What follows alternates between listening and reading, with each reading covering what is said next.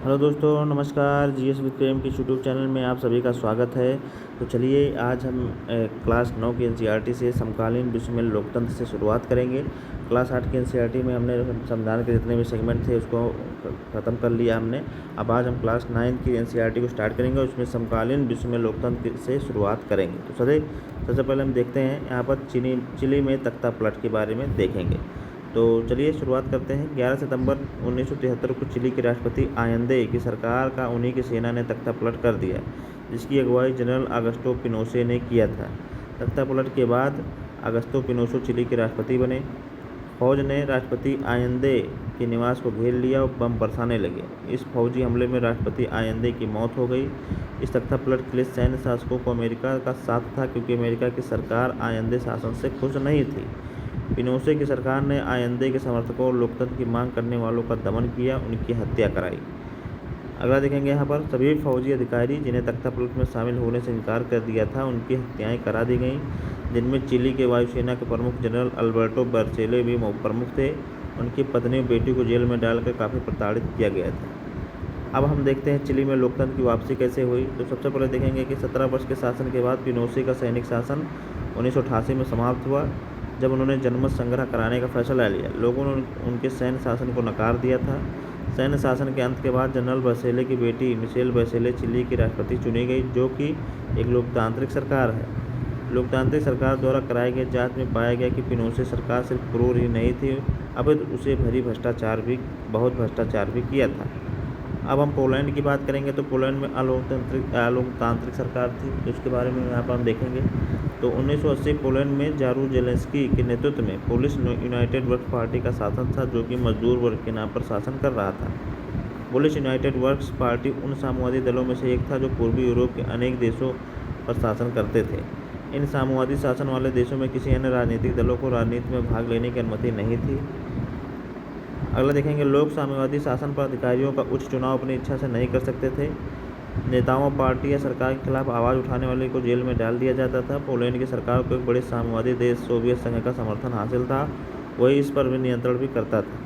General जारूजेलेंस्की ने आंदोलन अपने आलोचनाओं से घबराकर दिसंबर 1981 में मार्शल लॉ घोषित कर दिया था। तो आप यहाँ देख सकते हैं कि हमारे मेंस के इन सेगमेंट से भी इंपॉर्टेंट है, जिससे आप लोग बने रहिए। फिर अब हम पोलैंड में लोकतंत्र की बात करेंगे। चलिए पोलैंड में लोकतंत्र देखते हैं। तो पोलैंड में लोकतंत्र की बात करेंगे तो लेनिन जहाज कारखाना के मजदूरों ने हड़ताल किया, जिसका नेतृत्व बाद में लेक वालेसा ने किया था। पेशे से एक इलेक्ट्रीशियन था वालेसा, बाद में पोलैंड का राष्ट्रपति भी चुना गया। पोलैंड में कानून के अनुसार हड़ताल की इजाज़त नहीं थी, क्योंकि देश में शासक दल के अलग किसी स्वतंत्र मजदूर संघ की अनुमति नहीं थी। जब हड़ताल को समर्थन मिलना शुरू हो गया तो मजदूरों ने अन्य बड़ी मांगें शुरू कर दी, जो निम्न थी, जैसे कि स्वतंत्र मजदूर संघ बनाने की, राजनीतिक बंदियों को रिहा किया जाए, प्रेस पर लगाई सेंसरशिप हटाई जाए। तो यहाँ हमने देख लिया कि पोलैंड में किस तरह लोकतंत्र की वापसी हुई और चिली में किस तरह लोकतंत्र की वापसी हुई। तो इससे आप लोग पढ़ के आप यहाँ जा सकते हैं। मेंस के क्लू से भी बहुत इंपॉर्टेंट है। अब हम चलेंगे कुछ छोटे छोटे क्वेश्चन और आंसर देखेंगे यहाँ पर। तो सबसे पहले देखेंगे कि चिली में किसके द्वारा कब सरकार का तख्ता पलट किया गया, ये आपके एग्जाम में बन सकता है। तो चिली में 11 सितंबर 1973 में अगस्टो पिनोशे ने वहाँ सरकार का तख्ता पलट किया था। तो इसे आप लोग याद रखेंगे कब किया था, 11 सितंबर 1973 में। अगला देखेंगे सार्वभौमिक वयस्क मताधिकार किसे कहते हैं। बहुत इंपॉर्टेंट है, ये इंपॉर्टेंट है, आप इसे जरूर याद रखिएगा। तो चलिए हम देखते हैं कि सार्वभौमिक वयस्क मताधिकार किसे कहते हैं। तो 18 वर्ष या उससे अधिक आयु के सभी नागरिकों को बिना किसी रंग भेद, जात, धर्म और लिंग आदि के भेदभाव के उन्हें वोट देने का अधिकार प्राप्त होता है। इसी प्रकार अधिकार को सार्वभौमिक वयस्क मताधिकार कहते हैं, जिसे आप लोग याद रखेंगे। तो यहाँ हमने देख लिया कि 18 वर्ष से ऊपर जो भी जितने भी हमारे मनुष्य जो भी होते हैं, चाहे वो स्त्री हो चाहे पुरुष हो, उनको भी बिना किसी भेदभाव के वोट देने का अधिकार दिया जाता है। उसे सार्वभौमिक वयस्क मताधिकार कहा जाता है। अगला देखेंगे जनमत संग्रह से क्या अभिप्राय है। अब हम बात जानेंगे कि जनमत संग्रह किसे कहते हैं। जनमत संग्रह सभी मतदाताओं के समझ कोई एक प्रस्ताव रखकर उस पर हाँ या ना में जवाब लेने वाला प्रत्यक्ष चुनाव है। यह किसी नए संविधान, कानून, सरकार की किसी एक नीति पर कराया जा सकता है। तो यहाँ हमने देख लिया कि सभी जनमत संग्रह सभी मतदाताओं के समझ कोई प्रस्ताव रखकर उनसे हाँ या ना करवाया जाता है। तो यही जनमत संग्रह कहलाता है।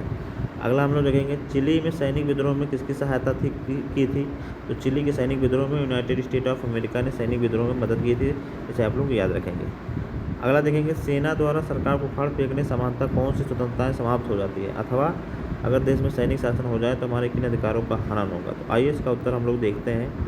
तो सबसे पहले देखेंगे कि किसी तरह की राजनीतिक गतिविधियां मान्य नहीं की जाती हैं। यदि ऐसा करते हुए पाया जाता है तो उसे गिरफ्तार किया जा सकता है। प्रेस की स्वतंत्रता समाप्त हो जाती है। किसी भी व्यक्ति को किसी भी समय बिना के कारण की गिरफ्तार किया जा सकता है और कई वर्षों की सजा भी दी जा सकती है। और अगला देखेंगे यहाँ पर, वकील या दलील के लिए कोई सैन्य शासन स्थान नहीं होता है, इसे भी आप लोग याद रखेंगे। आंदोलनों पर प्रतिबंध लगा दिया जाता है। तो ये सब हमारी जो है सैनिक शासन लगने पर इतने पाबंदियाँ होती हैं।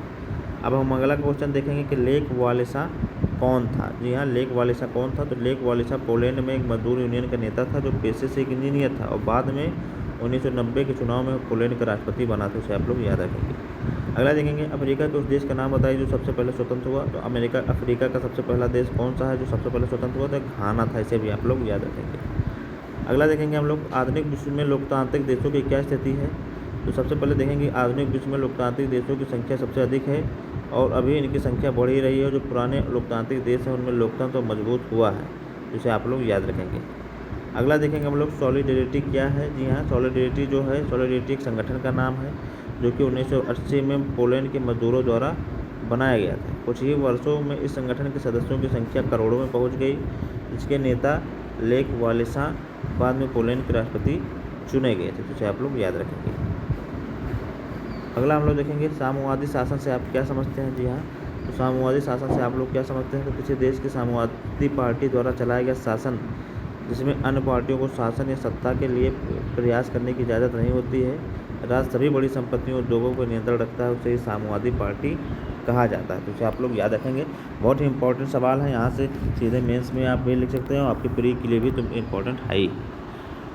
अब हम देखेंगे यहाँ पर G8 के सदस्य कौन कौन से हैं। जी हाँ, G8 सदस्य देशों की बात करें तो G8 सदस्य देशों में Canada, Germany, Japan, Italy, Britain, USA, रूस और फ्रांस हैं। विश्व में सबसे बड़ा धन देने वाले संस्थान के नाम लिखिए। तो अंतर्राष्ट्रीय मुद्रा IMF जो जी है, जिसे जानते हैं कि 1944 में इसकी स्थापना हुई थी। अगला देखेंगे कि 1990 में पोलैंड ने किस पार्टी की सरकार बनी, यह 100 में से कितनी सीटें जीती थी। तो 1990 पोलैंड में सॉलिडेरिटी पार्टी की सरकार बनी थी, 100 में से 99 सीटों पर चुनाव पर जीत हासिल की थी। अगला हम लोग देखेंगे, गडांग संधि के बाद मजदूर संगठन का नाम बताइए। तो सॉलिडरनेक्स जो था यहाँ पर मजदूर संगठन का नाम था। अगला देखेंगे, पोलैंड में हड़ताली कर्मचारियों का नेतृत्व किसने किया था। तो पोलैंड में हड़ताली मजदूरों का नियंत्रण जो है वो लेक वालेसा ने किया था, जो पेशे से एक इंजीनियर था। 1980 में पोलैंड में किसका शासन था। तो 1980 में पोलैंड में जनरल जारुजेल्स्की का शासन था, इसे भी आप लोग याद रखेंगे। अगला देखेंगे, आयंदे कौन थे और उनकी प्रमुख नीतियाँ क्या थी। तो आयंदे चिली की सोशलिस्ट पार्टी के संस्थापक थे। उनकी पॉपुलर यूनिटी नामक गठबंधन का नेतृत्व किया था। उनके प्रमुख नीतियों की बात करेंगे तो उनकी नीतियों में गरीबों मजदूर के फायदे वाली अनेक नीतियाँ थीं। शिक्षा प्रणाली में सुधार, बच्चों में मुफ्त दूध बांटना, भूमिहीन किसानों को बांटने में कार्यक्रम, जमीन बांटने का कार्यक्रम शामिल था। विदेशी कंपनियों द्वारा देश से तांबा जैसी प्राकृतिक संपदा को बाहर ले जाने के खिलाफ थे। तो ये सब चीज़ें जो हमारी चिली के आयंदे के द्वारा किया गया था, आप लोग याद रखेंगे। अगला देखेंगे हम लोग यहाँ पर, चिली में लोकतंत्र की वापसी कैसे हुई। तो चिली में कब और किसके द्वारा सरकार का तख्ता पलट किया गया, इसके बारे में देखेंगे। चिली में 11 सितंबर 1973 में आगस्तो पिनोशे के द्वारा सरकार का तख्ता पलट किया गया, इसे आप लोग याद रखेंगे। अगला देखेंगे, लोकतंत्र किसे कहते हैं। अब यहाँ हम देख सकते हैं कि लोकतंत्र किसे कहते हैं। तो लोकतंत्र जो है लोगों के द्वारा चुने हुए लोगों के लिए और लोगों के द्वारा शासन प्रणाली लोकतंत्र कहलाता है। यह कथन जो है अब्राहम लिंकन का था, जो यूएसए के राष्ट्रपति भी रहे थे। जनमत संग्रह से आप क्या समझते हैं। तो जनमत संग्रह किसी मुद्दे पर जनता की राय जानने की प्रतिक्रिया है, जिसमें मतदाताओं के सामने कोई नया प्रस्ताव रखकर उनसे हाँ या ना में जवाब लिया जाता है। एक प्रत्यक्ष चुनाव है। जनमत संग्रह किसी नए कानून, सरकार की किसी नीति पर जनता का मत जानने के लिए कराया जाता है, जिसे अभी आप लोग याद रखेंगे। शासन प्रणाली कितने प्रकार की होती है, कौन सी शासन प्रणाली सबसे अच्छी मानी जाती है। तो शासन प्रणाली निम्न प्रकार की होती है। एक होती है लोकशाही या लोकतंत्र, एक होती है राजशाही या राजतंत्र, और अगला होता है तानाशाही शासन, और चौथा होता है मार्शल लॉ। लोकतंत्र को सबसे अच्छा शासन व्यवस्था माना जाता है, इसे भी आप लोग याद रखेंगे। अब हम देखेंगे, चिली में सैनिक विद्रोह में विद्रोहियों की सहायता किसने की थी। तो चिली में सैनिक विद्रोह में विद्रोहियों की सहायता यूनाइटेड स्टेट ऑफ अमेरिका ने की थी। अगला देखेंगे, सेना द्वारा सरकार को फाड़ फेंकने पर समानता कौन सी स्वतंत्रताएं समाप्त हो जाती हैं। तो किसी भी तरह राजनीतिक गतिविधियाँ नहीं मानी जाती हैं। यदि ऐसा करते हुए पाया जाता है तो उसे गिरफ्तार कर लिया जाता है। प्रेस की आज़ादी समाप्त हो जाती है। किसी भी व्यक्ति को किसी भी समय बिना कारण बताए गिरफ्तार किया जा सकता है और कई वर्षों की सज़ा दी जा सकती है। वकील या दलील के लिए सैन्य शासन में कोई स्थान नहीं है। आंदोलन पर प्रतिबंध लगा दिया जाता है। इसे आप लोग याद रखेंगे। अगला देखेंगे 1980 के पुलिस की हड़ताल को जनता के समर्थन बढ़ने के बाद हड़ताली कर्मचारियों में कौन सी मांगें बढ़ा दी। तो हड़ताली कर्मचारियों ने निम्न मांगें बढ़ाई थी। मजदूर संगठन बनाने की मांग की, राजनीतिक बंदियों को रिहा करने की मांग की, प्रेस पर सेंसरशिप हटाने की मांग की। तो ये सब चीज़ें थी जो उन्होंने पोलैंड की हड़ताल को जनता समर्थन बढ़ाने के लिए किया था। अगला देखेंगे पोलिश यूनाइटेड पार्टी के कौन कौन से लोकतांत्रिक कार्य थे जिसके कारण जनता उसकी सरकार के विरुद्ध हो गई। तो उत्तर में देखेंगे पोलिश यूनाइटेड पार्टी का लोकतांत्रिक कार्य की बात करेंगे तो वहाँ अन्य पार्टियों को चुनाव लड़ने या सत्ता प्राप्त करने का अधिकार नहीं था। जो भी उनकी सरकार के विरुद्ध बोलता था जेल में ठूंस दिया जाता था। प्रेस पर सेंसरशिप लगा हुआ था। तो इसे आप लोग याद रखेंगे। न्यू संगठन बनाने की इजाज़त नहीं थी। सार्वभौमिक वयस्क मताधिकार किसे कहते हैं। तो 18 वर्ष सबसे अधिक आयु को सभी व्यक्ति को बिना किसी रंग, जात, धर्म और लिंग भेद के वोट देने का अधिकार है। इस अधिकार को सार्वभौमिक वयस्क मताधिकार कहते हैं। इसे आप लोग याद रखेंगे। उपनिवेश की बात करेंगे। उपनिवेश क्या है? जब कोई देश अपने देश को अधिक कर लेता है और उस शासन करता है तो उसे अधीन देश को उपनिवेश कहते हैं। जब कोई देश किसी देश को अपने देश के अधीन कर लेता है और उस पर शासन करता है तो उसी देश को उपनिवेश कहते हैं। ये बहुत इंपॉर्टेंट परिभाषा है। इसे आप लोग याद रखेंगे। कई बार हमारे एग्जाम में पूछा भी गया है। विश्व बैंक किसी की भी सरकार को ऋण कैसे मुहैया कराता है। तो विश्व बैंक किसी भी देश को उधार देने से पहले संस्थाएं संबंध सरकार से अपना हिसाब किताब दिखाने को कहती हैं और उनकी आर्थिक नीतियों में बदलाव का निर्देश देती हैं। इसे आप लोग याद रखेंगे। अब हम बात करेंगे संयुक्त राष्ट्र महासभा पर टिप्पणी लिखने की बात करेंगे। तो संयुक्त राष्ट्र महासभा पर टिप्पणी लिखना है। तो संयुक्त राष्ट्र महासभा में 193 सदस्य हैं। इन सदस्य देशों को एक एक वोट मिला हुआ है। संयुक्त राष्ट्र महासभा की बैठक सदस्य के प्रतिनिधियों द्वारा चुने गए अध्यक्ष की अगुवाई में हर साल चलती है। महासभा का स्वरूप बहुत कुछ संसद के जैसा है। इसमें सभी प्रकार की चर्चाएं होती है। यह एक लोकतांत्रिक संगठन की तरह कार्य करता है। संयुक्त राष्ट्र महासभा की सुरक्षा परिषद है जिसमें कुल 15 सदस्य हैं, जिनमें से परिषद के 5 अस्थायी सदस्य अमेरिका, ब्रिटेन, फ्रांस, रूस और चीन होते हैं और 10 अस्थायी अध्यक्ष जो होते हैं जो हर 2 साल पर बदले जाते हैं। सभी आप लोग याद रखेंगे। अब हम वीटो का अधिकार बात करेंगे कि वीटो का अधिकार क्या है संयुक्त राष्ट्र में। तो किसी व्यक्ति, पार्टी और राष्ट्र को मिला हुआ अधिकार जिससे वह किसी कानून और फैसला को अकेले रोक सकता है, वीटो का अधिकार कहलाता है। वीटो किसी फैसले को रोकने का सीमित अधिकार देता है। तो जैसा कि आप लोग जानते हैं चीन के ही वीटो से भारत आज तक भी यूएन का जो है अस्थायी अध्यक्ष नहीं बन पाया है। जिसे आप लोग याद रखेंगे। सुरक्षा परिषद का क्या कार्य है। तो सुरक्षा परिषद के निम्न कार्य हैं।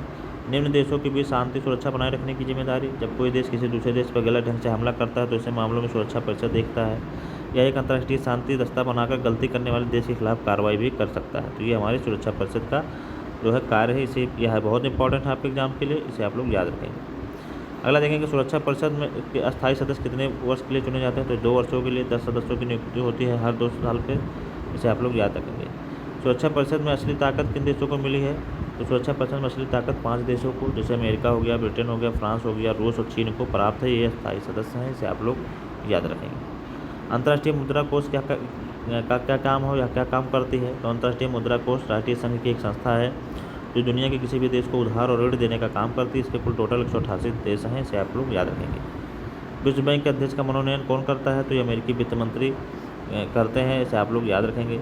सोवियत संघ के बिखराव के बाद पूर्वी यूरोप पर क्या प्रभाव पड़ा। तो सोवियत संघ के बिखराव के बाद पूर्वी यूरोप के सभी देश जो सोवियत संघ के हिस्सा थे अलग हो गए और स्वतंत्र हो गए। तो इसे आप लोग याद रखेंगे। तो ये आज की हमारी क्लास थी जो कि कक्षा 9 के एनसीईआरटी के पहला यूनिट था। समकालीन विश्व में लोकतंत्र के बारे में हमने जाना, साथ ही साथ यूएन के बारे में और सुरक्षा जो है यूएन के बारे में हमने जाना, फिर सुरक्षा परिषद के बारे में जाना और IMF के बारे में, विश्व बैंक आज के बारे में जाना। तो आप लोगों की क्लास कैसी लगी आप लोग हमारे कमेंट बॉक्स में ज़रूर बताइएगा। यहाँ से आपका प्री का भी हिस्सा क्लियर होगा, साथ ही साथ मेंस भी आप करते हुए चलेंगे। तो आप लोग हमारी इस क्लास से बने रहिए। अगर क्लास अच्छी लग रही है तो अपने दोस्तों में शेयर करें और ज़्यादा से ज़्यादा लोगों को जोड़ें। इस क्लास को 102 बार देखेंगे तो आपके दिमाग में कुछ ना कुछ चीज़ें बैठ जाएंगी। वहाँ पर जो की पॉइंट आपको इंपॉर्टेंट लगने उसे अपने नोट्स में भी ज़रूर लिखा करें। तो चलिए फिर मिलेंगे एक नई क्लास में। तब तक पढ़ते रहिए, सुस्त रहिए। नमस्कार, जय हिंद।